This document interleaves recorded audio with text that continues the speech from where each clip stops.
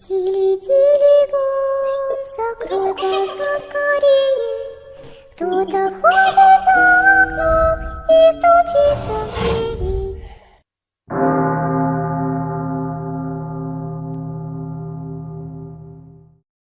Hello po sa inyong lahat. Ito po yung nagbahagi nung nakaraan tungkol po sa aming naranasan ng aking kaibigan na si Jungkook noong simbang gabi. Ito naman po yung ibang na-experience ko na nangyari rin kamakailan lang. Nangyari ito nung umuwi kami ng girlfriend ko na si Jisoo, not her real name, doon sa Pampanga. Doon kasi yung tita niya, may pinapakuha lang sa kanyang regalo. Punuan yung bus, kaya napapwesto kami sa pangalawa sa huling upuan. Pagkalis ng bus sa terminal, nagmerienda muna kami. Medyo mahaba din yung biyahe, aabuti ng 2.5 hours. Kaya pagkatapos namin magmerienda sa bus, nagpahinga na kami. Nakatulog ako ng mga 1 hour siguro dun sa biyahe dahil hindi ko makuha yung aking pwesto. Nagising ako na nasa San Fernando na. Nagbababa na ng mga pasahero doon yung bus at kami na lang ng girlfriend ko yung natira sa may hulihan. Pero di na kami lumipat dahil tulog pa siya. Kitang-kita ko yung pagsakay ng isang babae. May kapayatan siya at lampas ng balikat yung kanyang buhok. Nagtaka lang ako kung bakit sa dami ng upuan dun sa harap, napili pa talaga niya sa pinakalikod pumwesto. Pero hindi ko nalang masyadong pinansin yun. Naramdaman kong pumesto siya sa tapat ng likuran na inuupuan ko. Hindi na ako umidlip dahil 15 minutes na lang, nasa babaan na kami. Nag-cellphone na lang ako upang malibang. Nang nasa terminal na kami, ginising ko na si Jisoo at naisipan kong lingunin yung babae. Pero wala ito. Sinubukan ko pang silipin dahil baka humiga lang siya. Pero wala talaga. Doon na ako kinilabutan. Tinawag ako ni Jisoo at tinanong niya pa ako kung anong sinisilip ko doon sa likuran. Napatanong tuloy ako sa driver kung may sumakay pa ba nung kami nasa San Fernando. Pero ang sagot niya, wala na raw. Sinabi ko na may isang babaeng sumakay at pumwesto ito doon sa likod. Huwag ko na lang daw yun isipin, sabi ni Jisoo, dahil baka naalimpungatan lang daw ako noon. Hanggang dito na lamang. Maraming salamat po sa inyong pakikinig sa aking kwento. Ngayon po, nagbabakasyon po kasi ako at may oras ako para magbahagi sa inyo ng aking mga karanasan.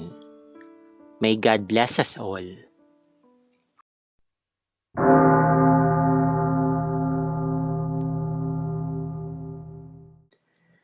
Magandang araw sa lahat. Itago na lamang po ninyo ko sa pangalang Marian. Kadalasan tuwing Friday ng hapon, bumibisita kami sa bahay ng parents ng asawa ko sa Quezon. Sa Sunday ng hapon kami umuwi sa Maynila. Usually mga 3 p.m. to 4 p.m. Only child kasi yung asawa ko at para naman hindi magtampo yung kanyang mga magulang, effort talaga kami na bumisita weekly. Okay lang naman sa akin since yung family ko naman ay malapit lang sa aming tirahan. So, mas madalas ko talaga silang nakikita at nakakasama. Since palaging ganun yung routine namin, meron na kaming nakasanayan na tulugan doon sa kwarto ng bahay ng mga in-laws ko. Maliit lang. Kumbaga, sakto lang sa amin ang dalawang anak ko, pati ng asawa ko, since maliliit pa naman yung mga bata. Sanay na ako makakita ng mga kababalaghan tulad na lang ng mga elementals or spirits. Pero may isang pangyayari na hindi ko makakalimutan. Isang hapon, mag-isa lang ako dun sa kwarto ng mga in-laws ko. Yung mga bata ay nasa sala yata at naglalaro. Hindi ko alam kung nasaan yung asawa ko noon. Merong bintana sa kwarto na nasa bandang paanan ng kama namin. Kahit nakaklose yung bintana, alam mo kapag may tao sa labas dahil naninag talaga. Lalo't maliwanag pa naman. Kaso malabo kasi frosted yung salamin. Kumbaga, hindi ka makikita ng malinaw sa loob at ganun din naman kapag dudungaw ka sa labas. Napatingin ako sa bintana at nakita ko may babaeng nakaitim. Basta alam ko, Itim yung damit niya at may cover pa siya sa buka na parang belo. Nagtaka ako, syempre kung sino ba naman yun. Kaya ang ginawa ko, lumapit ako dun sa bintana at nagtanong. Sino yan? Sabi ko. Lumapit pa ako at hindi talaga siya kumikilos, na para bang hinihintay niyang buksan ko yung bintana at nakikiramdam lang siya sa akin. Dun na ako kinabahan. So imbis na buksan ko yung bintana, lumabas ako ng kwarto. Pumunta ako ng kusina at kumuha ako ng asin. Saka ako bumalik dun sa bintana. Nilagay ko yun doon pero hindi ko binuksan. Basta sinaboy ko lang yun doon sa nakasaradong bintana. Kinagabihan, sumama bigla ang aking pakiramdam. Parang may trangkaso ako tapos ang bigat-bigat ng aking katawan. Hanggang sumabot na ng 2 araw. Hindi tuloy kami nakauwi dun sa Maynila. Nag-decide ako na ikwento na sa asawa ko yung mga nangyari. Agad naman nagsuggest siya na pumunta daw kami sa isang kilalang manggagamot doon lang sa kanila. Kaso, medyo may kalayuan yung bahay ng manggagamot. Hindi kasi ito umaalis sa kanyang bahay. So ikaw talaga yung sasadya dito. Pinilit kong maglakad kasi walang makakadaan na sasakyan doon dahil sobrang masukal talaga. Puro puno at talahib na maliligaw ka kapag hindi mo talaga alam ang paroon. Nung nakarating na kami doon sa manggagamot, walang paligoy-ligoy na nagtanong ito. Anong sadya niyo? Na parang galit pa nga yung tono. Ang sabi naman ng asawa ko, wala tay, nadalaw lang. Talaga ba? Di ba masama yung pakiramdam mo ng 2 araw na? Sabi nito sa akin. So ayun, napabilib talaga ako kagad kasi alam naman pala ng manggagamot na yun ang aking problema bago pa kami magsabi. Kumuha ng 1 basong tubig yung manggagamot. Dinasalan niya ito sabay abot sa akin. Inumin mo ito. Ubusin mo. Huwag kang magtitira. Utos niya. Pagkainom ko, hinawakan niya yung mga kamay ko. Sabay pisil sa pinakamaliit na daliri ko. Napahiyaw ako ng malakas at natural lang yun kasi masakit naman yun talaga. Kahit kayo, itry ninyo kahit wala kayong nararamdaman. Pero kakaiba talaga yung sakit niya. Para bang may nawala sa katawang ko at may iba pang nasaktan sa kanyang ginawa. Tapos nagdasal ulit siya. Bulong dito, bulong doon. Kumuha ulit siya ng tubig at pinaubos ulit sa akin. Oh, kumusta na yung pakiramdam mo? Tanong ng manggagamot. Mas okay na po. Parang gumana ewan. Sabi ko, which is true. Tumawa naman siya, tapos sabi niya, O siya, okay na yan. Wala na yan. doon ako umamin na madalas nga akong nakakakita. Pero first time na may nangyari sa akin na nagkasakit ako. Sabay sabi ng manggagamot, Kung alam ko lang naniniwala kayo sa ganyan, hindi ko muna sana pinalis yung babaeng kasama mo. babae? Nagtatakang tanong ko. Oo, kanina kasi habang naglalakad kayo sa may talahiban papunta dito, mayroong babaeng nakaitim na nakasakay sa likuran mo. Sana pala di ko muna pinalis. Sana nakausap mo muna at tatanong natin kung ano ba talaga yung pakay niya sa'yo. Hayop? Yung pala yung sanhi ng bigat ng katawang ko. Siya pala yung babaeng nakita ko sa may labas ng bintana. Nagawa niyang dumikit sa akin. Kaya simula noon, hindi na ako nawawala ng asin na bitbit. Sabi nila, kahit saan ka pumunta, always bring a pinch of salt sa katawan mo o kaya naman sa bulsa mo. Pangontra ito sa mga elemento o spirits.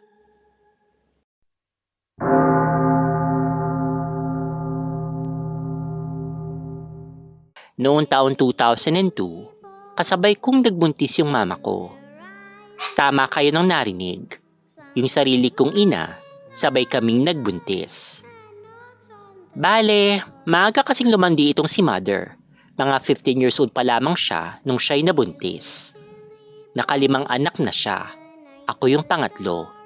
Tapos nagkaroon pa ako ng stepfather nung naghiwalay sila ng father ko talaga. Ayun, nabuntis ulit si mama at sabay pa sa akin nung nadisgrasya ako ng boyfriend ko nung 18 na ako.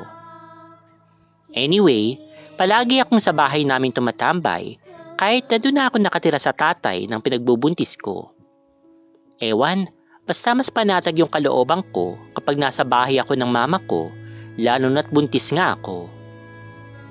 Yung mama ko at ako, palagi kaming sabay kumain.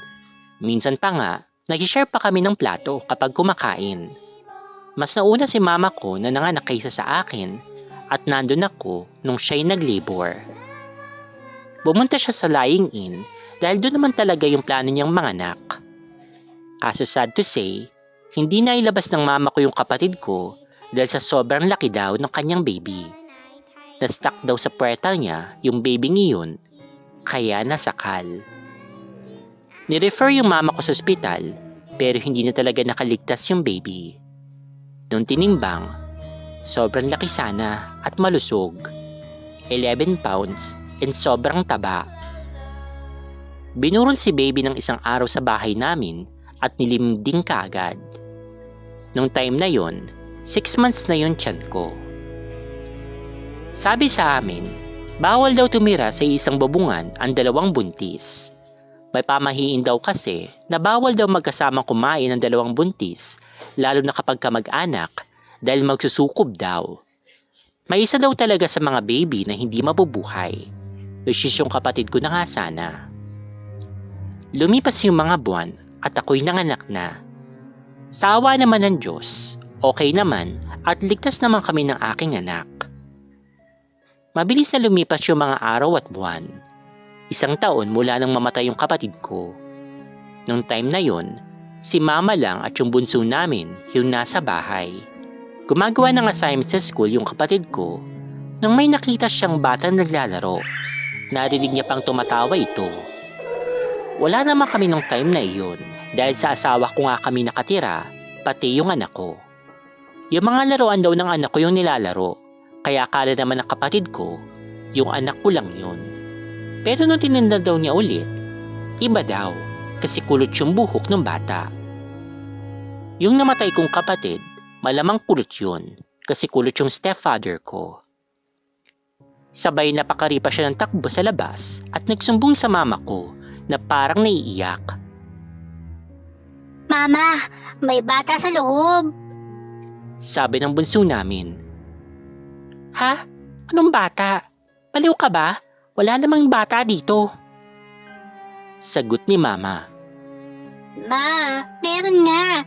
Tingnan mo nga po, tumatawa pa nga eh. Giit ng kapatid ko. Tapos biglang naalala ng mama ko na birthday na pala sana ng namatay kong kapatid kinabukasan.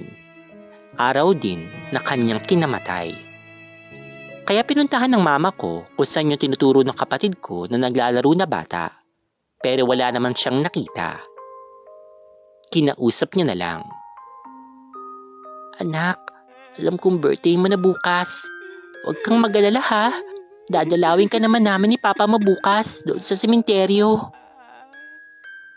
Kinabukasan, kaming lahat na magkakapatid, kasama sila mama at stepfather ko, ay pumunta doon sa sementeryo. Dinaraw namin siya at pinagdasal. Simula noon, hindi na ulit nagparamdam yung aking kapatid.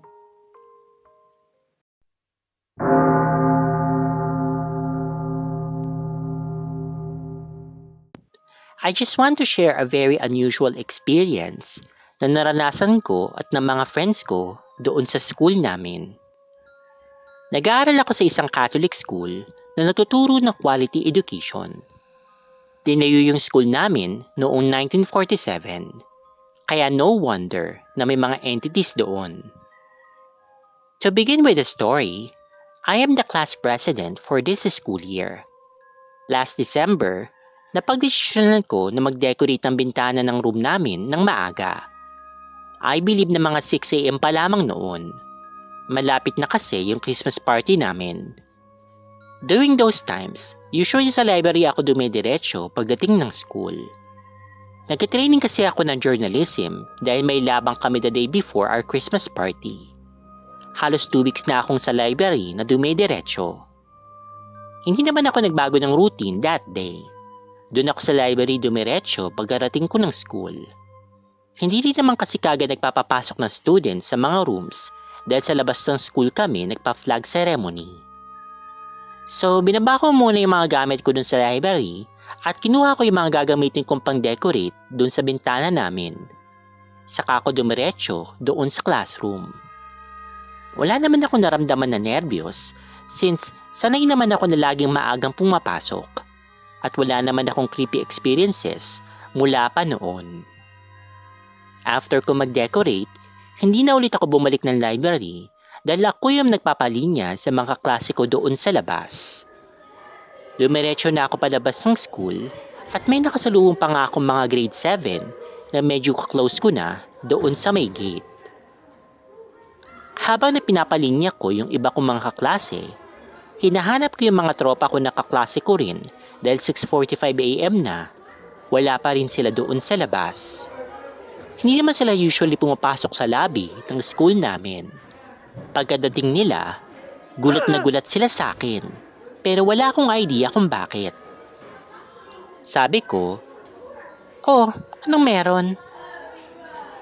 Sabi nila sa akin, Hala, bakit ang bilis mo? doon na nila kinuwento na nakasalubong daw nila akong papasok ng library at sinabihan ko ba daw sila na luminya na sa labas. Pero nagulat sila na paglabas nila, nandun na ako kaagad. Maya-maya, dumating na rin yung isang friend ko at parang takantaka din siya. Sabi niya, mukhang may doppelganger daw ako na nagpunta doon sa may library. According to her, nakita niya din daw ako na pumunta doon at sinundan niya pa nga ako.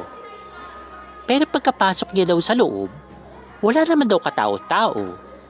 Mas natakot daw siya kasi napakadilim sa loob ng library. Tinanong niya rin yung guidance counselor ng school namin kung meron daw ba nagpunta dun sa library ng mga oras na yon. At ang sabi sa kanya, wala naman daw.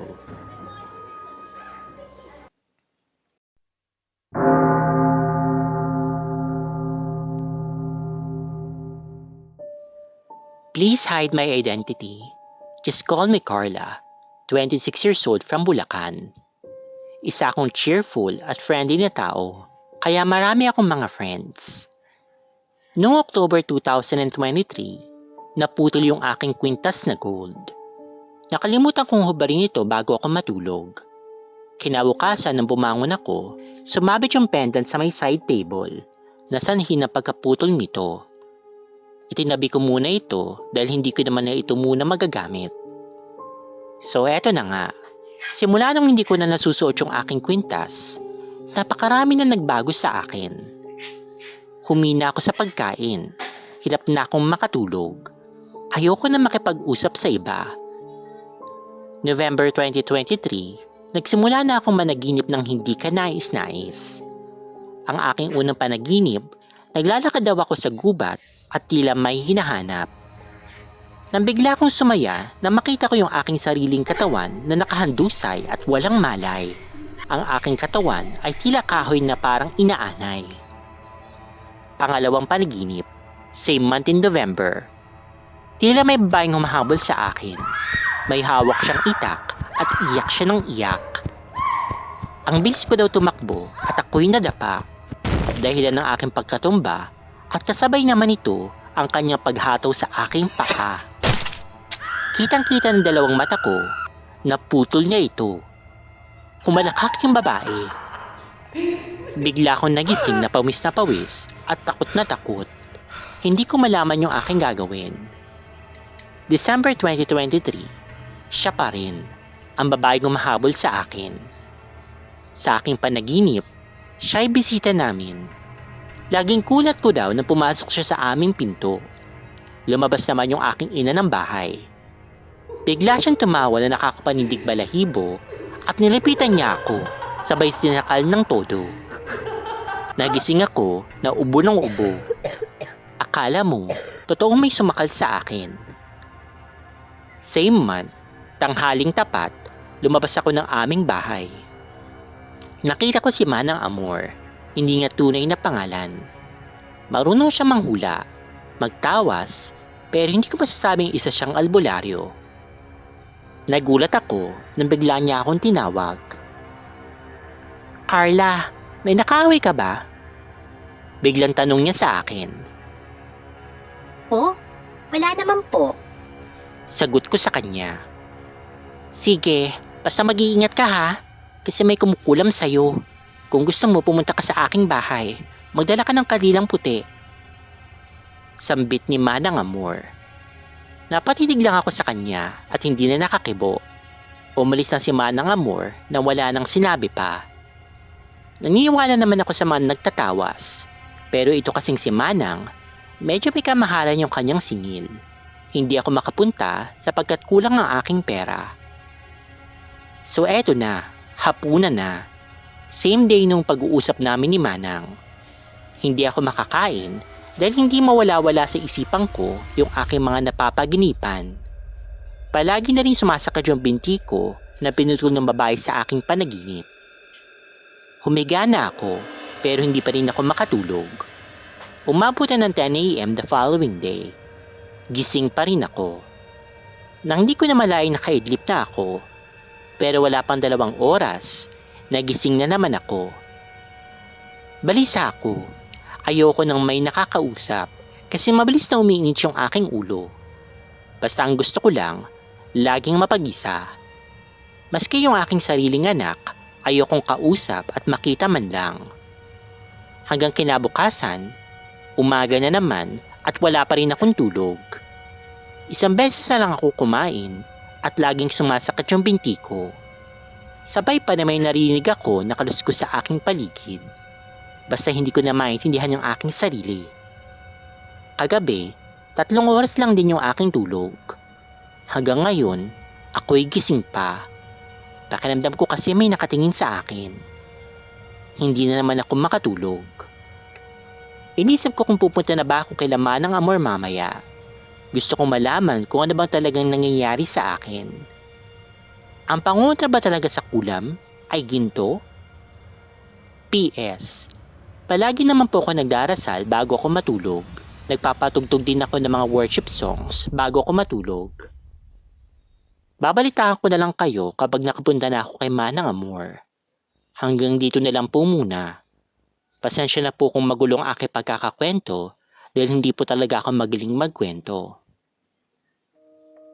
Hello Spooky Dolls, good evening. Before anything else, gusto ko sanang batiin lahat ng mga OFW at mga Filipino immigrants, pati na rin po yung mga Pinoy na tulad ko nandito po sa Pilipinas at yung mga taga-ibang dimensyon at taga-ibang mundo na tumatangkilik at sumusuporta po sa Dolls and Spooks. I hope that you're all doing well. Okay, bago tayo magsimula, gusto ko lang po munang ulit humingi po ng dasal para kay Tita Florencia, and this time, gusto ko rin po sana humingi ng dasal para po kay Tita Beth Pulido. Okay, so sadly, in-inform din po ako ni Tita Beth, okay, ni Aunt Beth, na yun nga po, meron din po siyang parang pinagdadaanan pong sakit ngayon. So, hindi po siya good health-wise. Okay, so hopefully gumaling na po si Tita Beth, pati na rin po si Tita Florencia, okay, mula sa kanilang mga sakit. Okay, so nakakalungkot talaga for some reason, naghanap yung sakit. Ako rin yan nagpapasalamat lang ako kay God na yun nga, may ngayon narinig yun na medyo okay na yung lalamunan ko. Although medyo umuubo pa rin ako ng pero hindi na ganun kadalas. Parang konting-konti na lang. Okay, magaling-galing na ako. So, ayun. Anyway, let's go ahead and discuss the story. So, unahin po muna natin dito sa pinakaunang kwento nating binasa sa video. Okay, so ito yung continuation ng binasa kong kwento nung nakaraan, yung about dun sa simbang gabi na may nagparamdam sa kanila sa loob ng church. This time naman, may nangyari dun sa bus. Pero sa nangyaring ito, hindi naman sobrang nakakatakot, okay? Kung, syempre nakaka-disturb, yung parang kikilabutan ka ng slide, pero hindi naman yung tipong parang talagang mabaliw-liw sila sa takot, diba? Pero, kayo ba nakaranas na rin kayo na nasa bus, okay, parang akala nyo may sumakay, O alam nyo may natao sa likod ninyo sa may bus na nakaupo tapos pagtingin nyo wala, hindi naman yun namalayan na bumaba or what. Okay, ako naman wala naman akong naranasan pang ganito pero usually nakakarinig ako ng mga ganitong kwento, nakakabasa. Yung mga white lady, okay, alam niyo yung mga kwentong may sumakay na white lady, ganyan, o babae, kung sino man. Tapos pagtingin mo wala na, okay, alam mo naman may sumakay kasi huminto ka, ganyan. Tapos lalo na yung may nangyari nga yata, saan ba yun? Yung para bang meron yatang TikTok video kasi ngayon kasi napakarami na kasing mga hoax yung mga fake news o mga fake videos na kunyari ganyan kaya hindi mo tuloy alam kung totoo lalo tuloy humina tuloy yung paniniwala ng mga tao sa ganyan kasi ang dami-dami nagfe-fake ng mga videos. But anyway, okay. So masasabi ko lang dyan siguro wala naman tayong magagawa anong gagawin mo, hindi ba naman yung inaasahan. Hindi naman siguro ikaw yung pumatay dun sa taong yun bago siya naging espiritu o naging multo. So, pagdasal na lang natin sila. Okay, yun lang yung magagawa talaga natin kasi hindi naman natin malalaman kung kailan mangyayari itong mga bagay na ito. Pero tatagal mo lang yung loob, huwag kayong parang nagpapanik ka na kaagad kasi sabi nga nila kung matatakotin kang tao, lalo ka talagang tatakutin. Lalo ka talagang lalapitan ng mga multo o mga espiritu. Kung ayaw mo naman ng ganun, hindi, yun nga, tatagan mo na lang yung loob mo at magdasal ka na lang. Okay. Then regarding naman dun sa kwento ni Marian, okay, regarding nga dun sa nangyaring pagpaparamdam sa kanya, yes, matagal ko na rin narinig yan yung asin. So, hindi lang siya para sa mga multo, espiritu, takot din yung mga aswang daw, supposedly sa asin. Okay? So, might as well, magdala ka na nga lang kasi hindi naman siguro masyadong abala ito sa'yo, okay?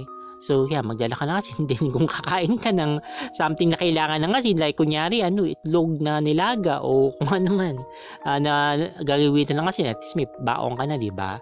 Okay, ayun lang. Ayun masasabi ko doon, wala rin naman siyang ginawang kakaiba, hindi naman siya naglakad sa talahiban or parang pumunta, nag-disturb ng lugar doon, nandun lang naman siya sa loob ng kwarto.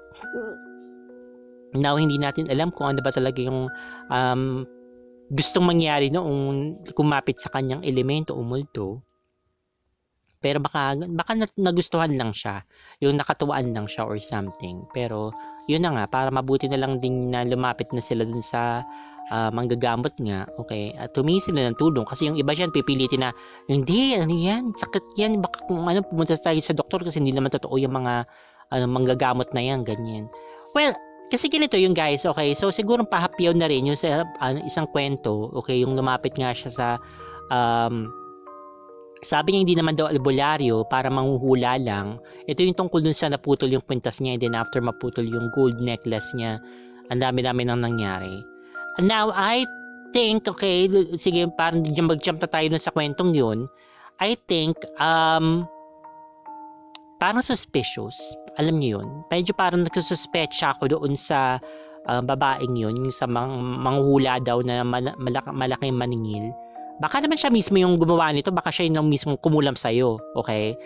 Hindi ko sinasabing definite na ganyan yung nangyari, pero parang medyo suspicious yung timing na all of a sudden yung lalapit sa'yo. Now, pwede naman na talagang since marunong nga siya sa mga ganitong bagay, nakita niya, na sense niya na meron nga, kasi hindi naman sila tipong magkalayo ng bahay, nagkikita naman talaga sila kung lalabas sila ng bahay pareho. Pero still, I think it's better na, lumapit ka sa ibang manggagamot na talagang sure na, makakatulong sa'yo. Kasi ang hirap niyang ganito kasi medyo parang sa totoo lang guys, hindi ako na sa mga nagpe-presyo. Okay, medyo naman yung nagpe-presyo. Siguro donation, yes. Pwede yung ganyan kasi tapos bahala ka kung anong ibibigay mo. Pero yung pepresyohan mo siya na ano ka pa. Para tuloy na mapaisip ako, totoo ba to? Kasi kung kalooban to ng Diyos sa'yo na, para tumulong ka sa tao, dapat hindi mo siya talaga thinking ko na nga, hindi mo dapat siya pinagkakakitaan. Okay? Kung tutuusin. Pero yes, nandun na ako na kailangan din naman nilang mabuhay. May mga, nagbayad din naman sila ng Meralco. Pwede ba naman sabihin sa Meralco, hindi mo ako pwedeng singilin. Kasi, ayan, gumagamot ako ng libre, kaya wala akong pambayad sa'yo. Kailangan nga, ayan, wala kang makukuha sa akin. Pwede ba yun? Hindi naman pwede, di ba? Pero, still, medyo parang iffy kasi ako sa mga ganyang bagay. Ewan ko. Kayo ba, guys, anong opinion nyo tungkol dyan sa mga nagpapabayad ng mga manggagamot, ganyan? But anyway, yun, baka yun mismo yung gumagawa sa kanya ng pangulam, baka kinulam siya, or ewan ko. para pagkakitaan siya, hindi ko alam. Pero anyway, doon naman tayo sa isang kwento pa regarding nga doon sa kanya pong naranasan noong nagbuntis silang pareho ng nanay niya. Medyo ang weird. Akala ko anong unang nabasa ko tong kwentong aswang. Siguro inaswang sila kasi buntis kanyan, di ba? Ngayon ko na nalaman pati pala sa pagbubuntis ay meron din tinatawag na sukob. Ganun pala yun. So lahat pala ng mga importanteng pangyayari like yung kasal or binyag siguro, ayaw ko. O yung mga ganyan, para bawal yung sabay. Hindi ko naman alam kung tutuusin. Hindi mo naman makokontrol to ano to. Parang, pero ano naman, pwede in a way, dahil namin ko ng perang gulo ko, di ba? In a way, ang sabi lang naman dito, hindi naman siguro talaga may iwasan na magbuntis kayo pareho. Ano yun? Ay, ikaw muna magbubuntis. Mali naman na yung mabubuo, di ba? Okay, pero ang ano doon is wag kang magtitira na magkasama sa isang bahay at saka siguro wag kang kakain ng isa yung plato. Ako, guys, okay, hindi naman ako magbubuntis to. Pero ako guys, parang nasa akin kasi hindi talaga ako ganun. Hindi ako kumakain. Siguro kung parang pika-pika, alam mo yung kanyari, ano ng mangga, ganyan. Siyempre, isang plato lang yun, di ba? Kukuha kayo dun. So, pwede sigurong masabi na parang yun ang pinaka-share. Pero yung guys, hindi ko ma-imagine ang sarili ko, kahit siguro magkaroon ako ng asawa o kung ano man, na isa yung platong pinagkakainan namin, like, no. Okay, lalo na isang kutsara, isang tinidor, isang plato. Ay, naku, Diyos ko. Sa totoo lang, nadidiri ako sa gano'n, yung mga parang nag-share kayo ng plato. Parang, ano ba yan? Diyos ko, napaka-close nyo naman sa isa't isa. Nag-share kayo ng plato. Oh my God.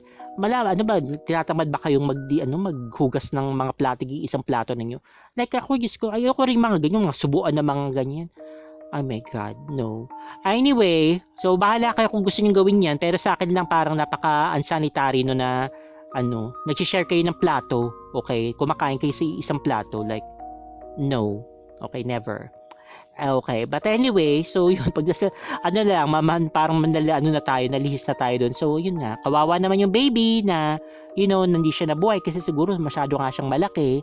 And then lying in clinic, hindi naman sa minamalit ko yung mga lying in clinic, pero siguro dapat anuhin mo na rin, dapat wag mong masyadong patabain yung baby kapag nasa loob ng tiyan, lalo na kapag ipapanganak mo na kasi ikaw rin yung mahihirapan. So baka imbis na ma-normal mo siya, baka kailangan mo pang i-cesarean, di ba?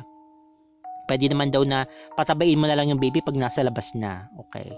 And then dun naman sa kwento about sa doppelganger, ayun, wala rin tayong masasabi na kundi magdasal. Ay mali naman natin, di ba? Kung ano bang meron dun.